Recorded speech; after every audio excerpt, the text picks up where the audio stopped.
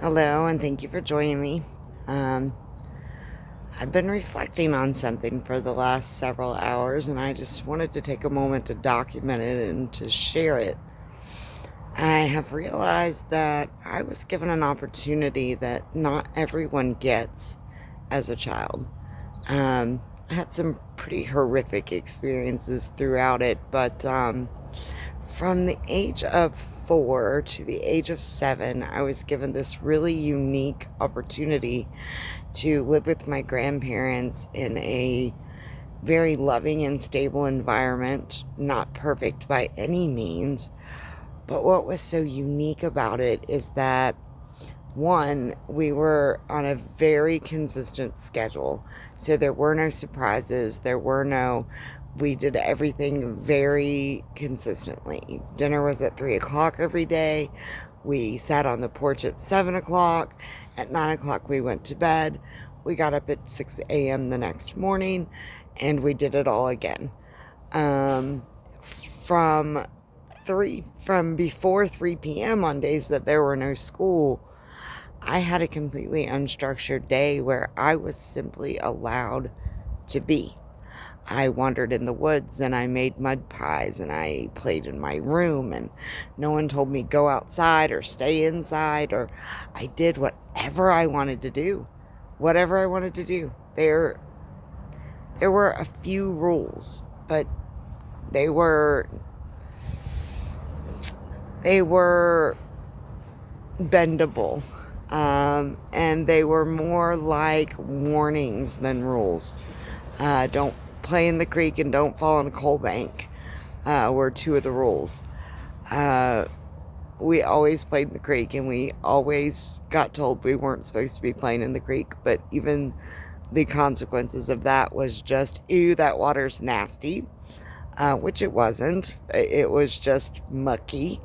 It wasn't polluted or anything like that. It was just simply dirty. But I was reflecting on those years in my life, and I was thinking about the way my mind worked back then versus the way that my mind works now.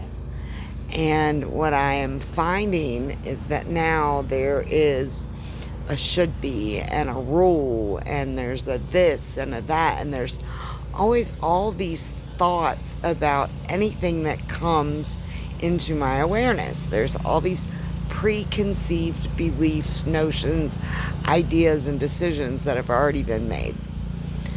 And what I realize is that in those years of childhood, that did not exist.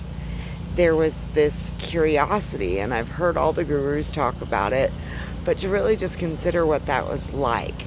There was no making decisions about things or having to have logical explanations.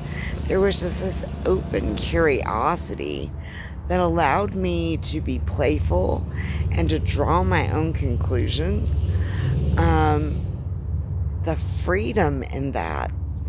So this morning I began to approach life more in that mindset. And what I noticed immediately was my self-talk. And my self-talk was making all these decisions about what I was witnessing, what I was doing, how I felt about it, what I believed about it, what the result about it would be, blah. And I got to thinking about, if I were a 4-year-old child, what was it like when I was doing this then? And so at the time I was washing dishes, and my adult brain is going, this is ridiculous. I can't believe I've let it get this far. I've got all these cups here and yada, yada, yada. And I went, no, how would the 4-year-old approach this opportunity to wash dishes? And I began to play in the bubbles and play with the water and scrub the dishes up and see if I could get every single part of the dish covered in soap and then rinse all the soap off and watch how big the bubbles got and feel the temperature of the water and its presence. Children are naturally present and curious with no judgment and preconceived notions. And it's why they're able to make things so fun. So how do we do that with everything? How do we do that with everything? How do we start practicing? Because wouldn't you want to be as happy as a 4-year-old who feels free to express themselves in every moment? There is no greater, more beautiful level of freedom than that. To be able to approach each and everything with curiosity and joy and finding contentment in it, rather than making it a job or a chore or needing a result or expecting something. Or do the thing in front of you and let the process unfold. Have fun with it. Be silly. Remember what it's like to giggle at yourself. Stop judging everything. Stop deciding that you just have lived enough life that you know it all and it's gonna be this way. Stop. The logic is killing us. It is stressing us out to a point that it's aging us. It's causing disease. It's not worth it. It's not worth it. What is that thing that you have to do every day, no matter what, whether it's wash the dishes or fold the laundry or let the dog out or whatever it is that you bitch about and that you complain about and that you have all these expectations? And listen to yourself talk and start to shift it. How can I approach this more playfully?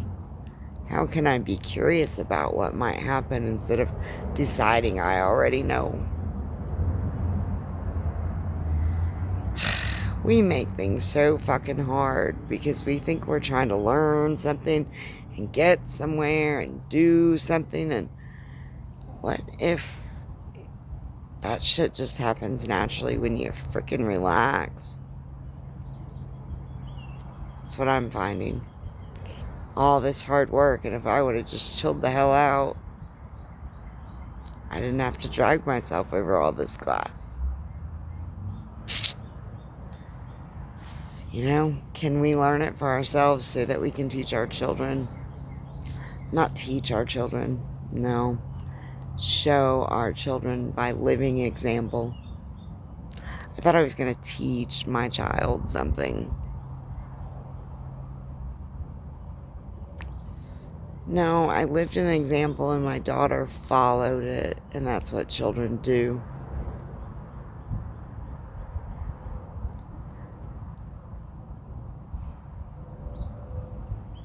We're not here to come up with the perfect answers. We're here to discover things and to make things work in a way that creates harmony.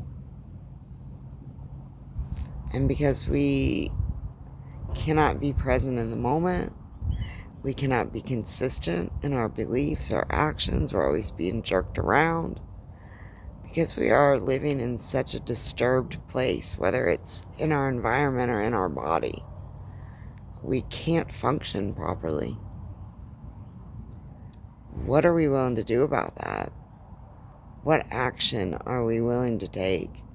Whether it's the approach, whether it's the investment, whether it's letting go of the things that are creating the discomfort and the fear and the worry. What makes sense? How do we slow down enough to discern it all?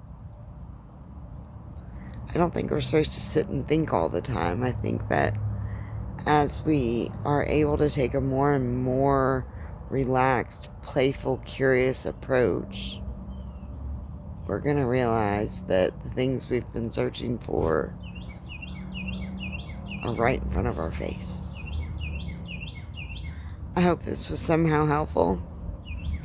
I hope that you can find that curiosity, that inner 4-year-old who just shows up and approaches everything in a playful, curious way.